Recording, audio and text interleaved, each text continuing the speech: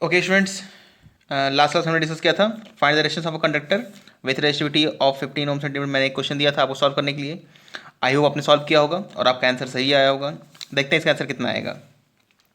So same formula, R is equal to rho L upon A, resistance is equal to resistivity length upon area of conductor, area of cross section of conductor.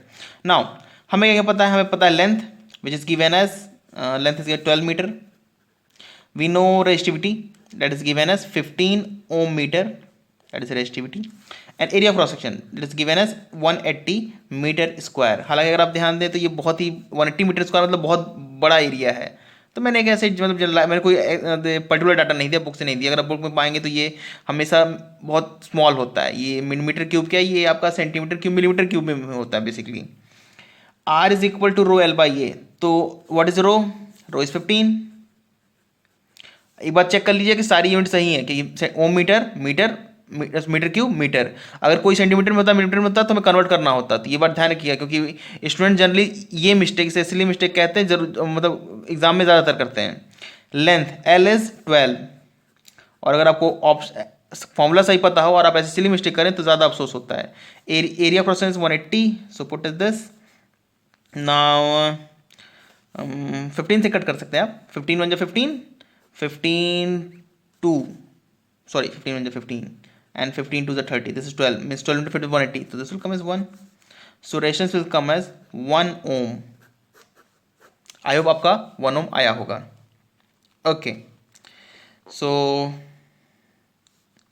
So resistivity I hope आपको clear हो गया होगा। मैंने last class में कुछ question लिए थे, ढेर सारे आपको कॉन्सेप्ट समझाए थे। रेजिस्टेंस किस पे डिपेंड करता है, resistivity, length, area cross section, this that.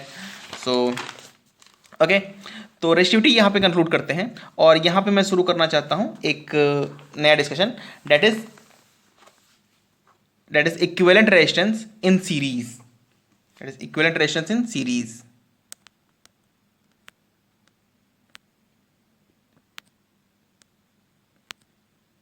Okay, so now let's take that is what we meant by resistance in series.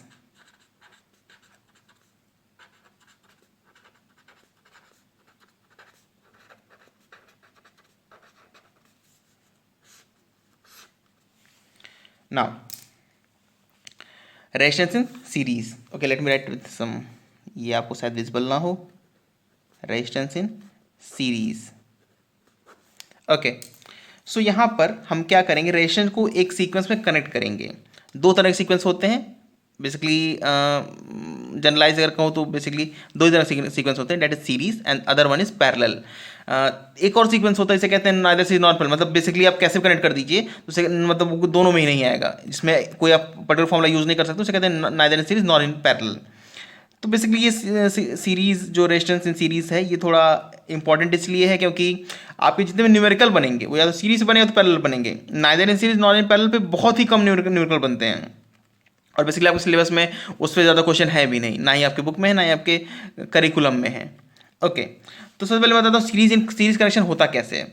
Basically जो बैक टू बैक कनेक्शन होता है उसे सीरीज कनेक्शन कहते हैं। अब बैक टू बैक कनेक्शन मतलब क्या, मतलब कि लेट्स से आपके पास you have 3 resistance, this is R1, other one is R2 और other one is R3। Okay, आपने इनके किन्हीं भी मतलब तीनों को ऐसे कनेक्ट किया कि तीनों के एक एक पॉइंट कॉमन कर दिए आपने। जैसे कि इन दोनों का ये पॉइंट कनेक्ट कर दिया, इसको ये कनेक्ट कर दिया और इसको, और इसके बीच में कोई बैटरी कनेक्ट कर दी। लेट्स से मैं इसको ऐसे समझाता हूं, आपने अगर इसको ऐसे कनेक्ट कर दिया R1 R2 R3, बेसिकली आपने इसको कनेक्ट किया है फिर इसको कनेक्ट किया है, it is called back to back. इसका एक पॉइंट दूसरे पॉइंट से, इसका एक पॉइंट दूसरे पॉइंट से, फिर इसका एक पॉइंट दूसरे पॉइंट से, मतलब ऐसे सीक्वेंस अगर आप करते जाएंगे तो अगर आप कहते हैं कि ए बी मतलब R1, मतलब इसे कहते हैं हम लेट्स से मैं कहता हूँ A1 B1, A2 B2, A3 B3। तो आप ध्यान दें, अगर मैं इस पॉइंट को कहता हूँ A1 B1, A2 B2, A3 B3, ऐसे सो ऑन, मान लीजिए एन टाइप है, मतलब एन रेजिस्टेंस है, तो आपने कैसे कनेक्ट किया है, B1 A2, B2 A3, B3 A4, B4 A5, B5 A6, B6 A7, that is called back to back connection, इसे कहते हैं बैक टू बैक कनेक्शन, इसे कहते हैं सीरीज कनेक्शन। अभी तो नहीं, क्योंकि मैंने आपको किरचॉफ लॉ नहीं बताया, नहीं तो मैं आपको कुछ करंट और वोल्टेज डिस्कस करेंगे हम लोग। तो ये जो कनेक्शन इसे कहते हैं सीरीज कनेक्शन। अच्छा, अब हमें इसमें एक फॉर्मूला निकालना है, that is called equivalent formula. इसको निकालने दो तरीके होते हैं, किरचॉफ लॉ का यूज करके निकालते हैं, लेकिन मैं यूज कर रहा हूँ R equal to rho L by इस फॉर्मूले को। डेरिवेशन आपके सिलेबस में आई थिंक शायद आपके बुक में भी नहीं है ऐसा डेरिवेशन जो मैं करने जा रहा हूँ, पर फिर भी आप इसे ध्यान से देखिए। डेरिवेशन में कोई क्वेश्चन नहीं आएगा, लेकिन जो एंड रिजल्ट है, एंड रिजल्ट मतलब जो एंड में आपका रिजल्ट आएगा, वो बहुत इंपॉर्टेंट होगा आपके लिए। अच्छा, तो सबसे पहले मैं 3 रेशंस डिफाइन करता हूँ। रेशन मैंने यहाँ पर डिफाइन नहीं किए हैं, लेकिन मैं कुछ और भी डिफाइन करना चाहता हूँ उसके साथ। जैसे कि मैंने बताया था आपको कि रेजिस्टेंस आपके दिखने में ऐसे नहीं होंगे जैसा मैंने यहाँ पे ऐसे बनाया है। रेजिस्टेंस बेसिकली कैसे होंगे, करंट टाइप होंगे। So this will B, so I am defining 3 resistances. Let's say this is R1,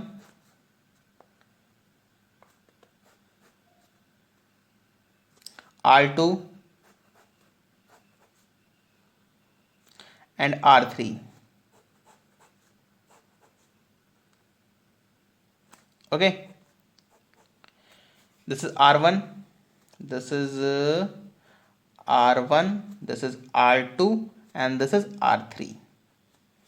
Okay, अच्छा, इसका जो एरिया ऑफ क्रॉस सेक्शन है वो है A, area of cross section, इसका भी area of cross section A ही है, और इसका भी एरिया क्रॉस सेक्शन हमने A ही लिया है।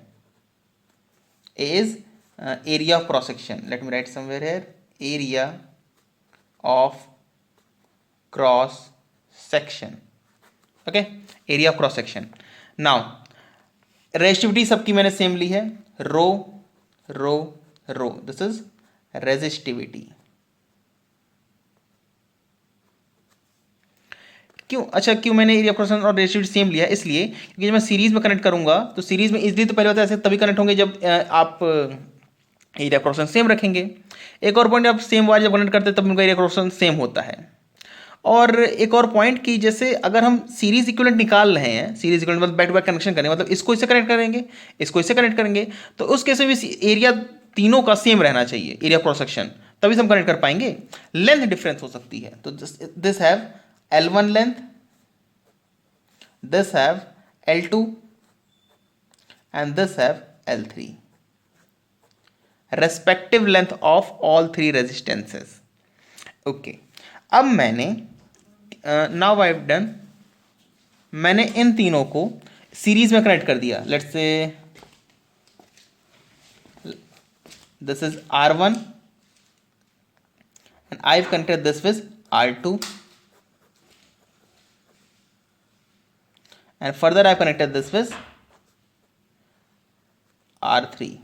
So this was R1, this was R2 and this was R3. This is length is L1, L2, L3. Okay, now अगर यहाँ पर मुझे निकालना है इक्विवेलेंट रेशन। नाउ सबसे पहले मैं बताता हूँ इफेक्टिव रेशन या इक्विवेलेंट रेशन होता क्या है। इक्विवेलेंट रेशन का मतलब, अगर मुझे इसी रेजिस्टिविटी का एक ऐसा कंडक्टर चाहिए जिसका रेजिस्टिविटी रो हो और एरिया क्रॉस इतना ही हो, तो मैं उसकी रेजिस्टेंस को कितना रखूंगा कि इन तीनों के रेजिस्टेंस को मिलाकर इस कनेक्शन में, इस तरह कनेक्शन में तीनों के रेजिस्टेंस को मिलाकर उसके अकेले रेजिस्टेंस के बराबर होगा। मतलब व्हाट आई वांट टू से, हमें यहाँ पे एक ऐसा रेजिस्टेंस फाइंड करना है। This is, we don't know about this,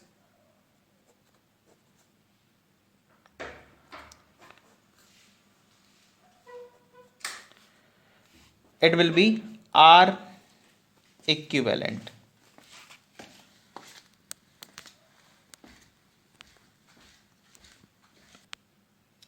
Okay, so हमें फाइंड करना R equivalent. R equivalent, what is R equivalent? R equivalent is a resistance which is equal to this resistance, मतलब इसके resistance के equal है।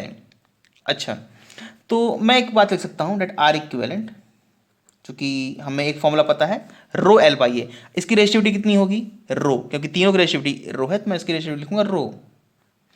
Length, what will be length of this, rho into length upon, और length ये कैसा होगा, ये equivalent length होगा, लेंथ इक्विवेलेंट। ओके अच्छा, इक्यू का मतलब इक्विवेलेंट रेजिस्टेंस है। Okay let me write somewhere here, equivalent resistance, equivalent length equivalent, okay, upon area, area of cross section. Now R equivalent is equal to rho, चूंकि इनका रेशियोटी same है, मैंने सबकी रेशियोटी same रखी है और उन्हीं को ज्वाइन किया है ऐसे, तो इसकी रेशियोटी मैं रो ही लिखूंगा। लेंथ, लेंथ इक्विवेलेंट कितना होगा, आपको दिख रहा होगा कि पूरा जो लेंथ मैं इसको लिखूंगा, and what is that, that is L1 plus L2 plus L3 upon what is area, area भी सेम है, मैंने ऐसे कनेक्ट किया ए। तो ये तो हुआ हमारा आर इक्विवेलेंट। अच्छा, और एक बात मैं ऊपर से लिख सकता हूं यहां से, अगर आपको क्लियर हो रहा हो तो I can write it as R1 is equal to rho L1 by A. What is R2? I can write rho L2 by A. R3 rho L3 by A. Okay, rho L1 by A, rho L2 by A, rho L3 by A. Now R equivalent, R equivalent, तो अच्छा अब मैं इसे solve करता हूँ थोड़ा सा, तो आप इसे ध्यान दें, तो मैं इसे लिख सकता हूँ रो बाई ए को मल्टीप्लाई करें तो मैं लिखता हूँ रो L1 बाई ए, अंदर हम रो बाई दोनों को मल्टीप्लाई करें, plus row L2 by A plus row L3 by A. Now अगर आपको ध्यान, मैं तीनों को यहाँ से पुट करता हूँ from this equation, so I can write R equivalent is equal to R1 plus R2 plus R3 and so on. So this is what we want to derive from here. So this is what result we want to derive from here. So this is R equivalent is equal to R1 plus R2 plus R3. ये हमारा है formula for resistance, for equivalent resistance connected in series. okay, formula for equivalent resistance connected in series. अच्छा, तो ये हमारा formula हुआ connected in series. एकदम बहुत सिंपल सा एग्जांपल, कि अगर आपने ऐसे कनेक्ट किया है, let's say this 5 ohm, 2 ohm and this is 3 ohm, so इसका इक्विवेलेंट कितना होगा, आई आप बता सकते हैं, simple add this 5 plus 3 8 plus 2 10, that's 10 ohm, that's the simple example which I can give. तो सिंपल सा, आई होप एग्जांपल भी समझ में आया होगा और सिंपल लॉजिक भी समझ में आया होगा। अच्छा एक पॉइंट और, एक स्टूडेंट ने मुझसे कभी पूछा था, सर कि क्या अगर मान लीजिए एरिया और रेजिस्टिविटी इक्वल नहीं है तो क्या ये फॉर्मूला वैलिड नहीं होगा, नहीं वैलिड होगा। हालांकि इसे यहाँ पे आपको दिख रहा होगा कि हाँ ये तभी फॉर्मूला वैलिड हो रहा है जब ये और ये सबका सेम हो, लेकिन ऐसा नहीं है।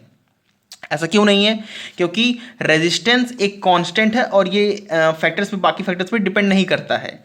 अच्छा तो हालांकि इस मैंने भी आपको बताया कि इसका प्रूफ करने का एक तरीका और है, कैसे, किरचॉफ लॉ से। मैं वहाँ से फिर प्रूफ करूँगा, डोंट वरी। तो किरचॉफ लॉ से मैं प्रूफ करूँगा तो वो क्लियर होगा कि ये फॉर्मूला जो आएगा वो इस बात पर डिपेंड नहीं करेगा कि इन तीनों का रेजिस्टिविटी और एरिया सेम है या नहीं है, ये उस बात पर डिपेंड नहीं करेगा।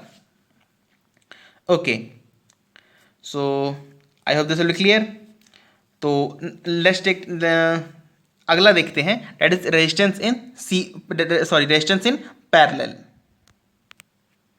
Okay, so resistance in parallel मैंने इसे नेक्स्ट पेज पर ड्रॉ किया है।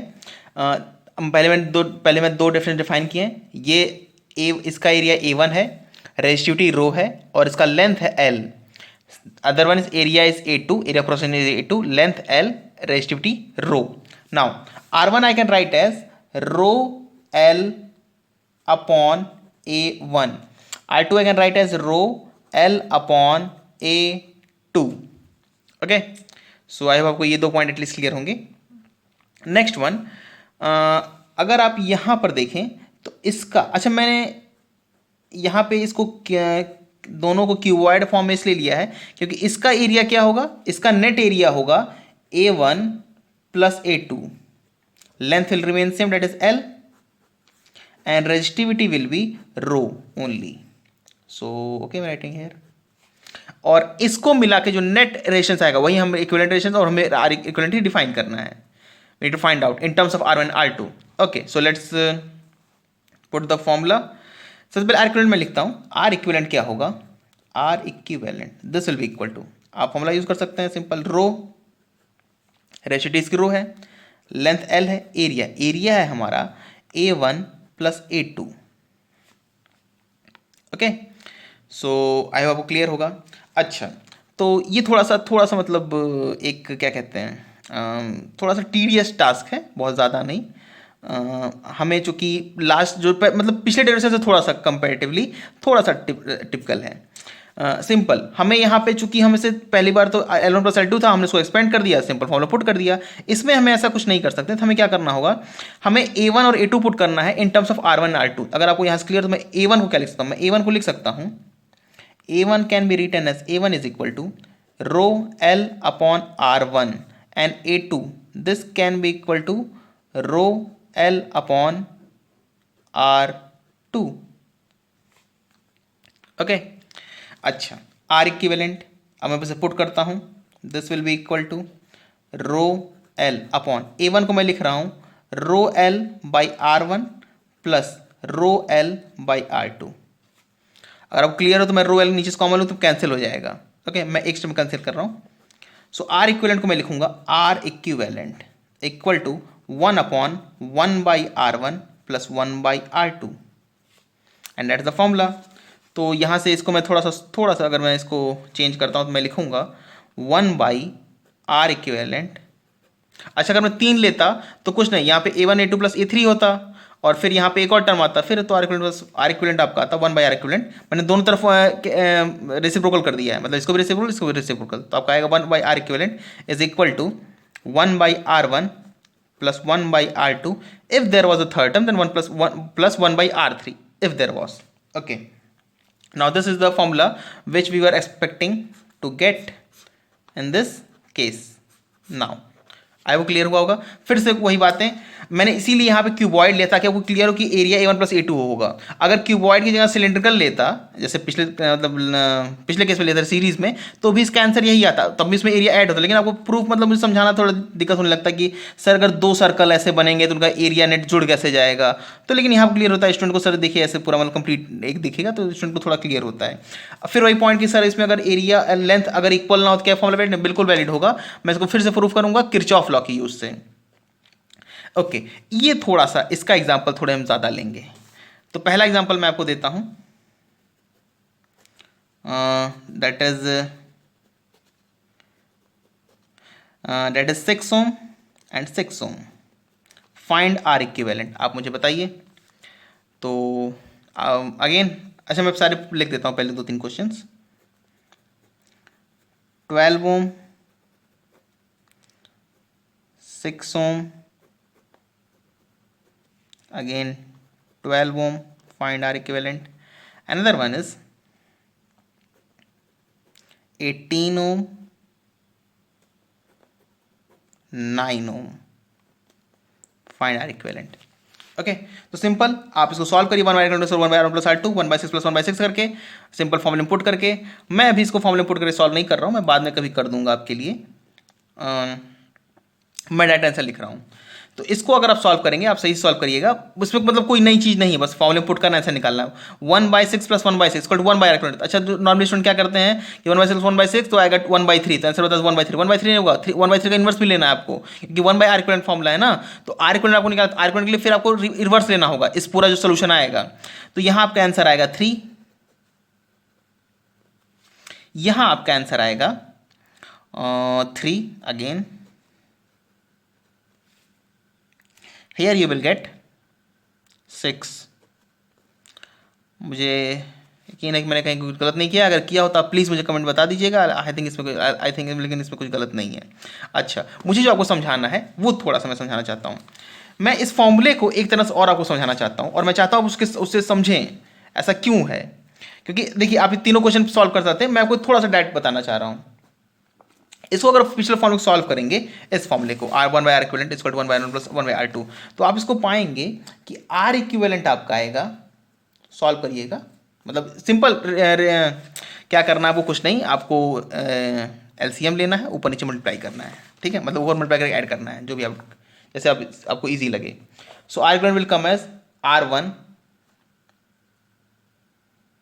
अच्छा मैं आर इक्विवेलेंट लिख रहा हूँ, वन बाई आर इक्विवेलेंट नहीं, R one into R two upon R one plus R two, ये फॉर्मूला। अच्छा, ये सिर्फ दो के लिए वैलिड होगा, ये सिर्फ दो के लिए वैलिड होगा।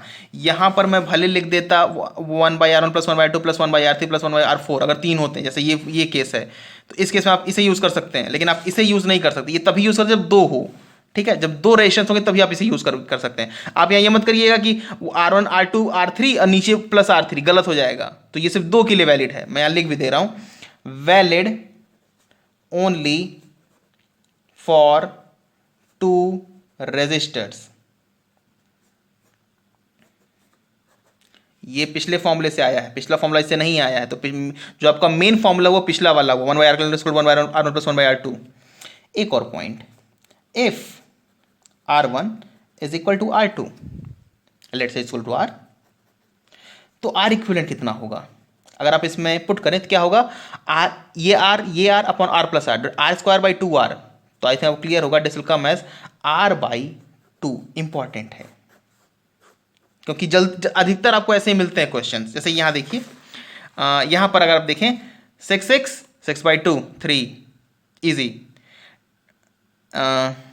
12 और 12 इन दोनों, तो 12 और 12 मिलके क्या होंगे, अच्छा मैंने गलत कर दिया, ओके ओके ओके ओके, मैंने गलत ये किया कि मैंने इसको सीरीज में रख के सॉल्व दे दिया आपको, okay, so that's kind of blunder मैंने किया है।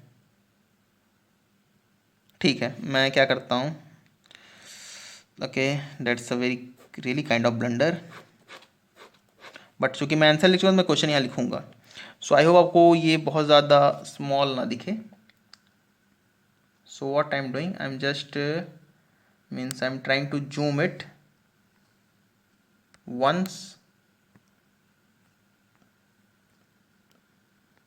सो आई होप आपको ये तीनों क्वेश्चंस यहाँ से क्लियर दिख रहे होंगे। डेट इज, ये पहला क्वेश्चन है, that is 6 ohm and 6 ohm in parallel, okay.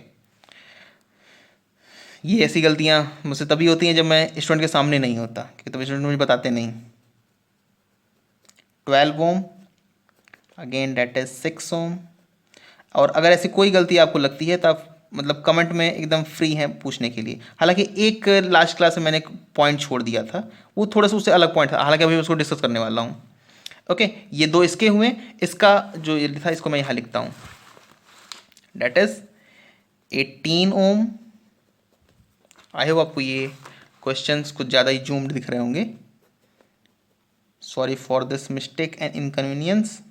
18 ohm and this is 9 ohm, okay. So now this is clear. तो ये अब ये तीनों पैरेलल में हैं, ओके। ये होता है पैरेलल कनेक्शन, ऐसे रिप्रेजेंट करते हैं पैरेलल कनेक्शन को, जिसमें एक एंड पूरा कनेक्टेड होता है, okay. So let me again come back to the original, that is 1x। Now this is good I think, okay. So I think अब आपको क्लियर होगा, ये 3 होगा, ये यहाँ देखिए, ये 12 और 12 मिलके 6 होगा, अगेन 6 और 6 मिलके 3 होगा, अगेन दिस वन 9, और ये थोड़ा सा अलग है, इसको आप इसको सॉल्व करिएगा उससे, मतलब इस मेथड से, 1 by R plus 1 by R one plus R one by R two, okay. So R equivalent, आप आई थिंक आपको रेजिस्टेंस से पैरेलल समझ में आया होगा। रेजिस्टेंस पैरेलल को ऐसे रिप्रेजेंट करते हैं, जब दो रेजिस्टेंस को, मतलब जैसे कि मैंने आपको यहाँ समझाया था सीरीज के केस में कि B1 A2 B2 A3 और B3 A4 कनेक्ट होगा तो इसे सीरीज कहेंगे, back to back connection. Parallel में क्या होता है, A1 A2 A3 A4 ऐसे कनेक्ट होगा, B1 B2 B3 B4 ऐसे कनेक्ट होगा, तो उसे कहते हैं पैरेलल कनेक्शन। ओके, सो उसे कहते हैं पैरेलल कनेक्शन। नाउ तो और मैंने आपको बताया कि अगर दो हो तो ये फॉर्मूला ज़्यादा ईजी है यूज़ करना, और अगर आपके क्या कहते हैं दोनों इक्वल हो तो एकदम ईजी इसको डिवाइड कर देना है 2 से।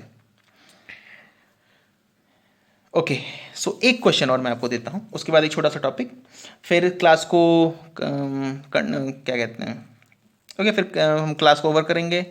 नेक्स्ट क्लास में मैं आपको बताऊंगा किरचॉफ लॉ, और आई होप नेक्स्ट क्लास में ये टॉपिक खत्म भी हो जाएगा। उसके बाद ढेर सारे क्वेश्चन सॉल्व करने हैं, सिर्फ हमें क्वेश्चन ही क्वेश्चंस, एक पूरा लेक्चर हुआ सिर्फ क्वेश्चंस पे, ताकि आपको बोर्ड के लिए प्रैक्टिस हो जाए। और मैं कोशिश करूंगा कि इस साल के बोर्ड का पेपर मैं आपको डिस्क्रिप्शन बॉक्स में डाल सकूँ, उसके फोटो को मैं कोशिश करूंगा उसको, मतलब किसी तरह से आपको फाइल प्रोवाइड करने की। इस साल का जो बोर्ड का पेपर है NCERT CBSE का, उसके सारे क्वेश्चन को सॉल्व करने की कोशिश भी करेंगे। हालांकि उसमें बहुत ज़्यादा क्वेश्चंस हैं नहीं, ना ही बहुत ज़्यादा मतलब आपको अगर ये इस चीज़ में प्रॉब्लम नहीं है तो उसमें कोई प्रॉब्लम नहीं होने वाली है।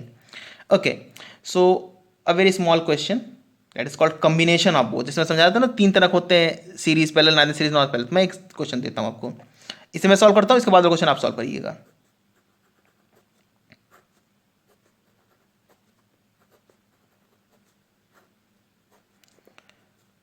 This point is known as A, this point is known as B, this is 1 ohm, this is चलिए मैं इसको थोड़ा सा टिपिकल करता हूँ, अगला वाला इजी रखूँगा आपके लिए, डेट इज 6 ओम, इसको रखते हैं 3 ओम। क्वेश्चन कैसे पूछते हैं, क्वेश्चन ये रहता है कि find equivalent resistance across, that is across A and B. Okay, find equivalent resistance across A and B. Now, so I hope आपको क्वेश्चन तो क्लियर होगा एटलीस्ट कि इस दोनों पॉइंट के अक्रॉस हमें रेजिस्टेंस निकालना है। तो स्टूडेंट बड़े कंफ्यूज होते हैं, सर ये सीरीज में है पैरेलल में, हमने बता दिया नाइदर सीरीज नॉर पैरेलल है। अगर आप इस पूरे की बात करें, इसकी बात करें तो पैरेलल में है, इसका इक्विवेलेंट और ये सीरीज में है, लेकिन पूरे की बात करें सर तीनों किस में है, nor neither series nor parallel, दोनों किसी में नहीं है। तो सॉल्व कैसे करेंगे, सबसे पहला एकदम आप की पॉइंट बताता हूं कि उस छोटे से टुकड़े को फाइंड कीजिए जो सिर्फ सीरीज में हो या पैरेलल में हो। देखिए, क्या 1 और 6 सीरीज में है, नहीं है। 1 और 3 पैरेलल में है, नहीं है।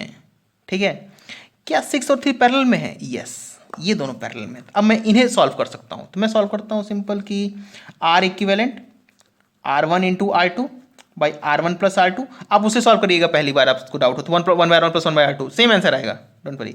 सो 6 इंटू, एक्चुअली जब आप इसको फॉर्मूला एकदम यूज टू हो जाएंगे तब इसको ओरली सॉल्व करवाएं। कैसे, 6 into 3 by 6 plus 3, 6 into 3 18, 6 by 3 6 plus 3 9, 18 by 9 2। Okay, so I hope आपको क्लियर हो रहा होगा, this is come as 2। Now इसको यहाँ पुट कर दीजिए, और एक मतलब एक क्या कहते हैं सजेशन फॉर द बोर्ड, आप अभी इसको मतलब फॉलो कीजिए कि जब भी आपने सॉल्व किया तो एक सर्किट बनाइए। ये बोर्ड के लिए बहुत इंपॉर्टेंट है, मतलब अगर आप चाहते हैं फुल मार्क्स मिलना बिना किसी डाउट के, तो सर्किट ज़रूर बनाइएगा, क्योंकि सर्किट एक ऐसी चीज़ है, अगर आप इस तरह से सॉल्व कर रहे हैं तो सर्किट पे ही बेसिकली मार्क्स मिलते हैं। तो देखिए, ये है 1 ओम, इस पूरे की जगह मैं क्या लिख सकता हूँ, डेट इज 2 ओम, किसका इक्विवेलेंट पैरेलल था और पैरेलल इक्विवेलेंट इतना इतना आया है। अब ये पॉइंट है ए और ये पॉइंट है बी। अब सिंपल आपको तो यहाँ से क्लियर ही होगा, सिंपल ऐड करना है, तो 2 + 1 3 ohm, that's the answer. Okay, so I hope इसमें कोई प्रॉब्लम नहीं हुई होगी। मैं एक क्वेश्चन देता हूँ आपको सॉल्व, इसको सॉल्व करिएगा। चलिए 2 क्वेश्चन देता हूँ, that is first one. Okay, this is not first one, this is question find equivalent resistance across A and B. Okay, find equivalent resistance across A and B. Now first one, this point is A. अच्छा, ये है आपका 3 ओम, this one is 2 ohm, this one is also 2 ohm, and here this one is 1 ohm. ठीक है, तो आप इसे solve करिएगा। सबसे पहले इसे तोड़ेंगे, फिर तीनों सीरीज में दिखेगा, ऐड करके लिख देंगे, मतलब जस्ट सॉल्व करिएगा। Okay, next one I want to right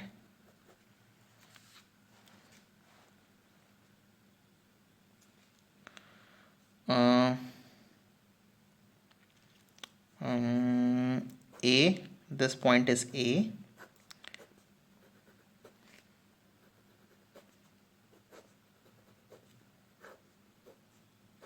this point is B, this one is let's say, what I can say, 5 ohm, this is 4 ohm, okay, so and this is, अच्छा थोड़ा typical data लेता हूँ आज, मतलब अभी 4.5 ओम, this is 4.5 Om. Okay, थोड़ा सा typical, मतलब आपको सोल्यूशन में मतलब एकदम इजी सिंपल, ये दोनों सीरीज में दिख रहे हैं, फिर उसको सॉल्व करने के बाद ये दोनों पैरेलल में दिखेंगे, इजी, ठीक है। Okay, so this there are 2 questions for today, और मैं आपको एक छोटा सा टॉपिक बताता हूँ, that is dependency of resistance on temperature, small topic जो कि रह गया था, आपको याद हो तो मैंने आपको बताया था कि कहाँ गया, यहाँ आर रॉयल बाई, ये इसका बाद मैंने आपको बताया था कि लेंथ पे कैसे डिपेंड करता है, एरिया क्रॉस सेक्शन कैसे, रेजिस्टेंस पे, रेजिस्टिविटी कैसे, और ये मैंने फॉर्मूले सारे, फिर रेजिस्टिविटी चले गए थे, फिर मैंने मेरे दास उतर गया कि आपको टेम्परेचर वाला मैं भूल गया, तो टेम्परेचर वाला मैं बता देता हूँ। हालांकि इस फॉर्मूले में टेम्परेचर नहीं है बेसिकली, लेकिन वन वर्ड के लिए थोड़ा सा इंपॉर्टेंट है, इसको न्यूमेरिकली इंपॉर्टेंट नहीं है। Dependency of resistance on temperature, TMP is temperature. Now पहली बात, ये सबसे पहले बात आती है कि आप बात किसकी कर रहे हैं, क्योंकि रेजिस्टेंस तीनों मटेरियल के हो सकते हैं अलग अलग, बेसिकली 2 चलिए मैं बात करता हूँ, 3 जो मैंने बताए, conductor, semiconductor, insulator. What is conductor? allow the flow of current through them easily. What is semiconductor? चलिए, what is insulator? Do not allow the flow of current through them easily, or do not allow the flow of current through them. And what is semiconductor? Semiconductor is a material whose property lie between conductor and insulator. मतलब conductor और non conductor, या जिसे insulator भी कहते हैं, उन दोनों के बीच में इसकी प्रॉपर्टी लाई करती है। तो अच्छा, मैं आपको बताता हूँ पहला पॉइंट कि for conductor,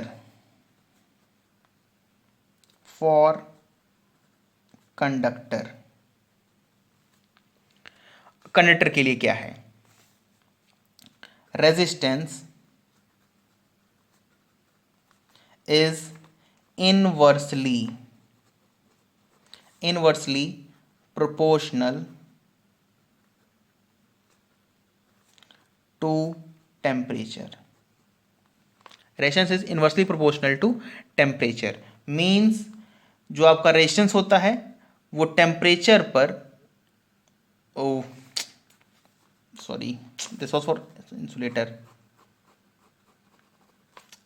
sorry for conductor resistance is proportional to temperature, मतलब जो हमारा रेजिस्टेंस होता है वो टेम्परेचर पर डायरेक्टली प्रोपोर्शनल होता है, मतलब अगर आप टेम्परेचर को इंक्रीज करेंगे तो हमारा रेजिस्टेंस भी इंक्रीज होगा, as simple as that can be. और वाइस वर्सा, अगर आप टेम्परेचर को डिक्रीज करेंगे तो आपका रेजिस्टेंस भी डिक्रीज होगा। एक तरह से मैं आपको समझा सकता हूं कि जैसे कि गर्मियों में अगर आप देखते होंगे कि लाइट ज़्यादा जाती है नॉर्मली, मतलब ऐसे कंट्री जैसे इंडिया है कि तो इंडिया में मान लीजिए सप्लाई कह रहे जनरेशन कम है, डिमांड थोड़ी ज़्यादा है, तो इसका कंपेरिजन भी लाइट करती है।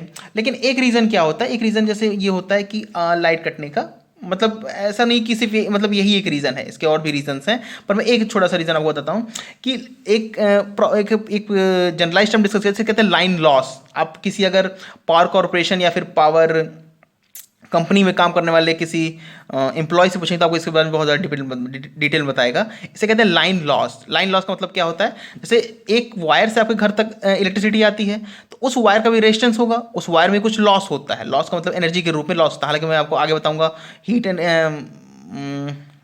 पावर ऑफ द रेजिस्टेंस, उसमें मैं आपको कुछ फॉर्मूले बताऊंगा। तो अभी मतलब उसमें कुछ लॉस होता है, तो लॉस जो गर्मियों में होगा वो बढ़ जाएगा, ठंड में होगा वो कम होगा। इसलिए नहीं कि गर्मी ज़्यादा है, नहीं, उसके मतलब हीट का इफेक्ट तो होगा कि हीट कारण से उसकी हीटिंग हो रही है, लेकिन उसमें हीटिंग इस कारण से हो रही है उसका रेजिस्टेंस बढ़ गया है। रेजिस्टेंस बढ़ने से उसमें जो पावर लॉस है वो बढ़ जाता है। रेजिस्टेंस क्यों बढ़ता है? क्योंकि temperature, resistance is proportional to temperature. तो जैसे टेम्परेचर इंक्रीज होगा रेजिस्टेंस इंक्रीज हो जाएगा, और जैसे रेजिस्टेंस इंक्रीज होगा वैसे ही आपका जो उसमें लॉस हो रहा है वो भी इंक्रीज होगा। अच्छा, तो ये अच्छा ये मैं बता दूं कि इसमें कोई मतलब जनरलाइज मतलब कोई ऐसा नहीं है कि ये कोई बहुत एक मतलब कोई कॉन्सेप्ट है बहुत खास तौर पर, नहीं, ये एक फैक्ट है, जैसे मुझे याद होना चाहिए वैसे आपको याद होना चाहिए एग्जाम के लिए। तो resistance is proportional to temperature, okay, this not for here. Resistance proportional to temperature. अच्छा, कैसे डिपेंड करता है टेम्परेचर पर? मैं ये भी लिख देता हूं, R is equal to R naught 1 plus alpha delta T.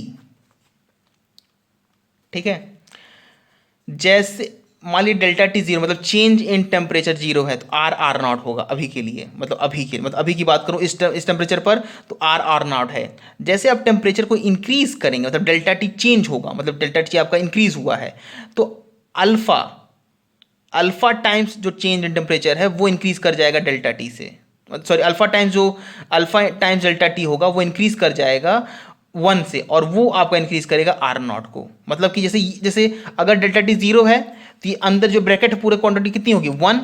जैसे delta T greater than zero हुआ, मतलब जीरो से थोड़ा बड़ा हुआ, तो ये पूरी क्वांटिटी जो ब्रैकेट में 1 से बड़ी होगी, तो आर नॉट जो होगा वो मतलब ये जो पूरी आर होगा वो ये पूरी क्वांटिटी इंक्रीज कर जाएगी, मतलब आर आर नॉट से बड़ा हो जाएगा। तो जैसे डेल्टा टी इंक्रीज होता है, हमारा रेजिस्टेंस भी इंक्रीज करता है। अल्फा क्या है? अल्फा है temperature coefficient. What do you mean alpha? अच्छा, मैं फिर बता दूं कि आप इससे ज़्यादा इसके डिटेल में मत जाइएगा, okay, that's sufficient for you.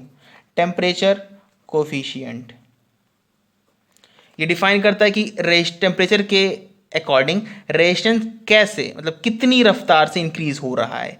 अगर 1 डिग्री सेल्सियस का अंतर हो तो रेजिस्टेंस कैसे इंक्रीज होगा। हर एक मटेरियल के लिए टेम्परेचर कोफिशिएंट अलग अलग होता है। तो ये तो बात आई कंडक्टर की। अब मैं आपको छोटा सा बात बता देता हूँ, that is related to semi conductor.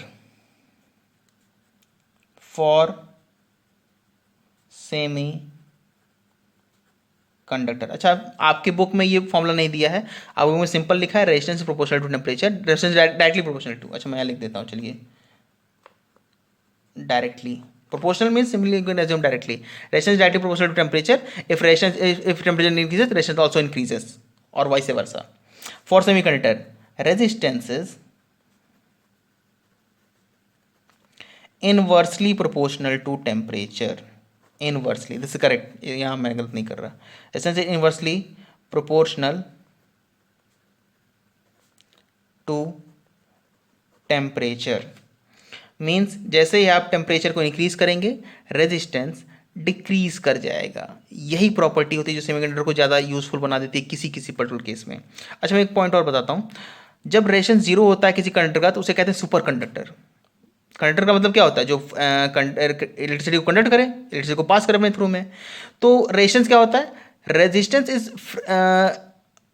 Is oppose offered by the conductor to the flow of current. मतलब रेजिस्टेंस होता है कि आप फ्लो ऑफ करंट को कितना अपोज कर रहे हैं, और कंडक्टर होता है जो अपने इजीली फ्लो करे। मतलब कंडक्टर का जो रेजिस्टेंस होता है बहुत कम होता है। मैंने पहले बताया ना, इंसुलेटर एयर का रेजिस्टेंस बहुत ज़्यादा होता है, बहुत ज़्यादा इंसुलेटर होती है, तो कंडक्टर का जो रेजिस्टेंस होता है वो कम होता है। और जिस कंडक्टर का रेजिस्टेंस जीरो होगा उसे कहते हैं सुपर कंडक्टर।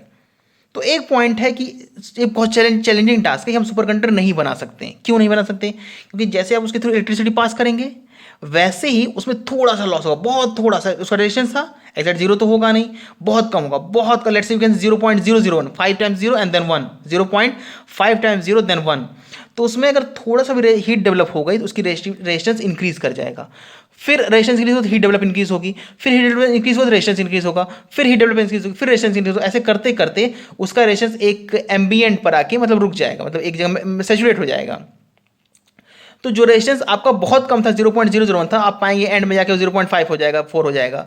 तो इसीलिए ये एक चैलेंजिंग टास्क होता है कि आप सुपर कंडक्टर क्रिएट नहीं कर सकते। हालांकि बहुत ज़्यादा कम टेम्परेचर पर सुपर कंडक्टर क्रिएट करना पॉसिबल है, और बहुत सारी ऐसी थ्योरीज भी हैं, आप चाहें तो उसे मतलब एग्जाम पॉइंट ऑफ व्यू से नहीं, अपने क्यूरियोसिटी पॉइंट ऑफ व्यू से आप चाहें तो उसे देख सकते हैं। सो okay, this is how resistance